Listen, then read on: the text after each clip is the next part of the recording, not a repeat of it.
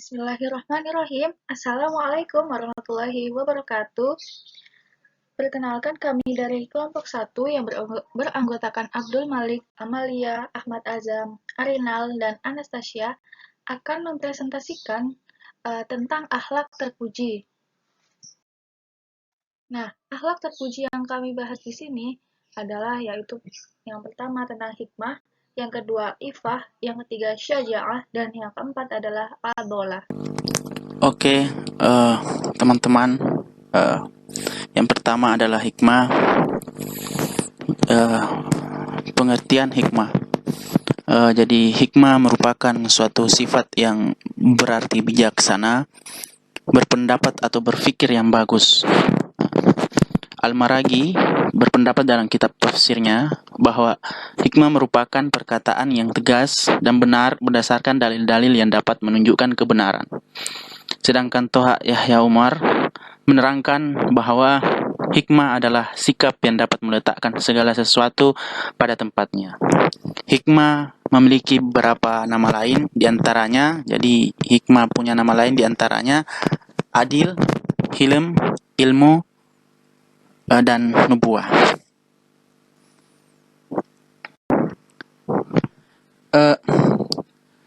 Selanjutnya, anjuran memiliki sifat atau sikap hikmah.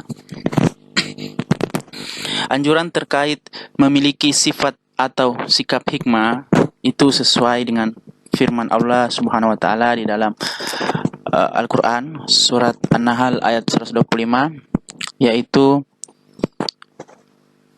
Bismillahirrahmanirrahim. Ud'u ila sabili rabbika bil hikmati wal mau'izati hasanati wajadilhum billati hiya ahsana inna rabbaka huwa a'lamu bima dhalla an sabilihi wa huwa a'lamu bil muhtadin.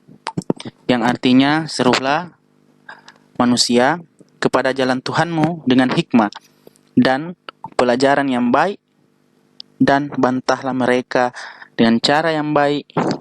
Sesungguhnya Tuhanmu dialah yang lebih mengetahui tentang siapa yang tersesat dari jalannya, dan dialah yang lebih mengetahui orang-orang yang mendapat petunjuk.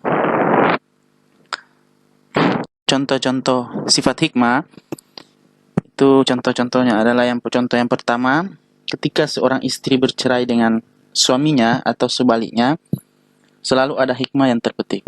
Di antaranya kesempatan bagi kedua belah pihak untuk menyadari bahwa ada yang lebih penting untuk dicintai, yaitu Allah Subhanahu wa taala. Terus contoh yang kedua dari kami adalah ketika seorang anak kehilangan ayah atau ibunya, maka gunakan kesempatan ini untuk menyadari bahwa Allah tidak akan pernah menghilang dari sisi kita. Selanjutnya, keutamaan hikmah. Di sini keutamaan hikmah yaitu seseorang yang memiliki sifat atau sikap hikmah akan memiliki keutamaan dalam hidupnya.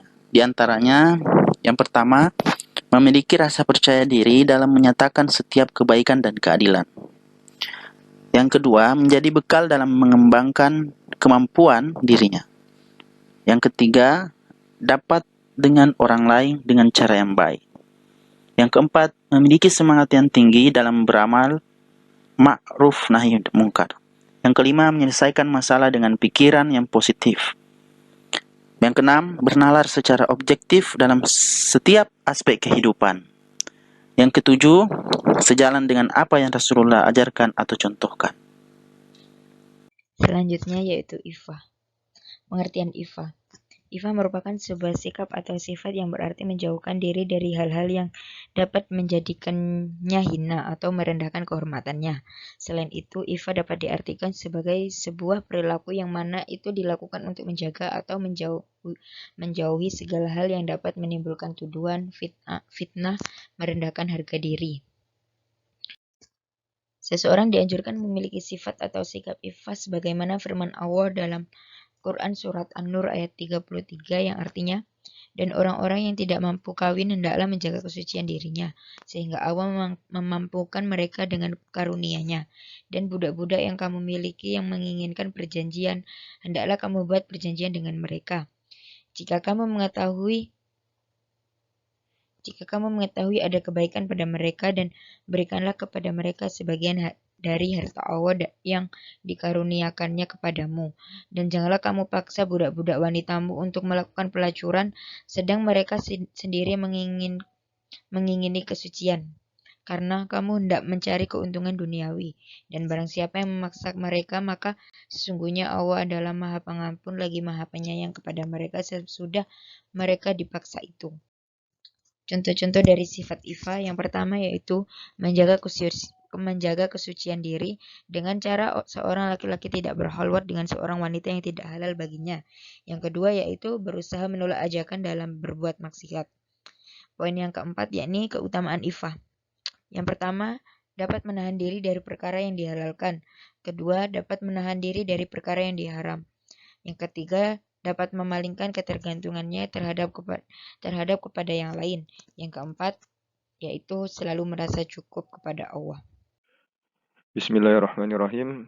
Selanjutnya di sini saya ingin menjelaskan tentang pengertian sebuah syaja'ah. Syaja'ah yakni memiliki sebuah arti, sebuah sikap atau sifat pemberani atau berjiwa ksatria. Dalam cakupan yang lebih luas, dapat kita pahami bersama-sama, syaja'ah ini suatu sifat atau sikap yang dimiliki oleh seseorang yang tidak memiliki rasa takut dan memiliki sebuah sifat pemberani. Tidak memiliki rasa takut di sini dapat kita artikan bersama-sama bukan berarti rasa takut tersebut dalam jati diri seseorang telah hilang. Akan tetapi justru keberaniannya di sini lebih diartikan dalam bentuk berani menyatakan sebuah kebenaran untuk kepentingan umat dan dilaksanakan dengan penuh rasa tanggung jawab. Selanjutnya, saya ingin menjelaskan tentang sumber-sumber dari sikap syaja'ah yang dimiliki oleh seseorang. Yang pertama tentunya masih adanya rasa takut kepada Allah Subhanahu wa taala. Yang kedua, lebih cinta akhirat daripada kehidupan dunia. Dan yang ketiga, berani dengan segala pertimbangan. Dan yang keempat, ada tawakal dan yakin akan pertolongan Allah Subhanahu wa taala. Lalu selanjutnya saya ingin menjelaskan tentang contoh-contoh dari sikap syaja'ah. Yang pertama, keberanian seseorang dalam menyatakan suatu kebenaran meskipun di depan penguasa ataupun pemimpin yang zalim. Dapat kita artikan bersama-sama di sini, apabila seseorang tersebut sudah memiliki sifat syaja'ah di dalam dirinya, maka ia akan berani untuk menyatakan suatu kebenaran meskipun dirinya sendiri tentunya sangat memahami bagaimana nantinya konsekuensinya yang akan ia terima. Lalu yang kedua, ada keberanian seseorang dalam mengendalikan dirinya tatkala marah sekalipun dia mampu untuk melampiaskannya.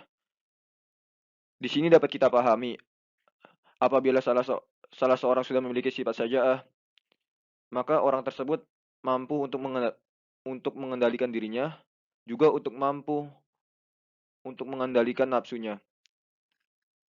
Apabila salah seorang tersebut marah, maka ia lebih baik untuk menahannya. Padahal di sisi lain ia mampu untuk melampiaskannya. Lalu selanjutnya, hikmah dari sikap syaja'ah. Sikap syaja'ah yang dimiliki oleh seseorang akan dapat memunculkan atau menimbulkan sikap-sikap yang terpuji. Di antaranya yaitu cepat atau cekatan dalam berbuat, tanggap dengan sekitar, serta tangguh dalam menahan amarahnya. Akan tetapi, jika syaja'ah ini tidak mampu dikontrol dengan baik, tentunya akan menimbulkan suatu sikap-sikap yang buruk seperti takabur, ujub, dan meremehkan orang lain. Selanjutnya yaitu adalah menurut bahasa dapat diartikan seimbang atau tidak berat sebelah. Nah, sedangkan dalam arti istilah adalah sikap atau sifat yang memperlakukan atau menempatkan antara hak dan kewajiban tepat pada tempatnya. Anjuran memiliki sifat adalah berdasarkan firman Allah itu terdapat dalam Quran surat An-Nahl ayat 90 yang berbunyi Innallaha ya'muru bil 'adli wal ihsani wal ita'i dzil qurba wal yanha 'anil fahsya'i wal munkari wal bagyi ya'idzukum la'allakum tadzakkarun, yang artinya sesungguhnya Allah menyuruh kamu berlaku adil dan berbuat kebajikan, memberi kepada kaum kerabat, dan Allah melarang dari perbuatan keji, kemungkaran, dan permusuhan. Dia memberi pengajaran kepadamu agar kamu dapat mengambil pelajaran. Contoh sikap adalah yang pertama yaitu tidak mengurangi seimbang ataupun takaran, yang kedua bertindak bijaksana dalam memutuskan antara orang-orang yang sedang berselisih, yang ketiga bekerja secara optimal untuk mengatur berjalannya tetap kelola pemerintahan yang baik sehingga semua rakyat mendapat keadilan dan tidak dikurangi haknya. Dan yang terakhir yaitu keutamaan sikap adalah ada 4. Yang pertama yaitu terciptanya rasa aman karena semuanya telah diatur secara adil. Yang kedua terciptanya kedamaian dan tumbuh rasa kekeluargaan. Yang ketiga keadilan merupakan dambaan dari setiap orang, dan yang terakhir membentuk karakter yang memegang kewajiban yang menjadi amanahnya.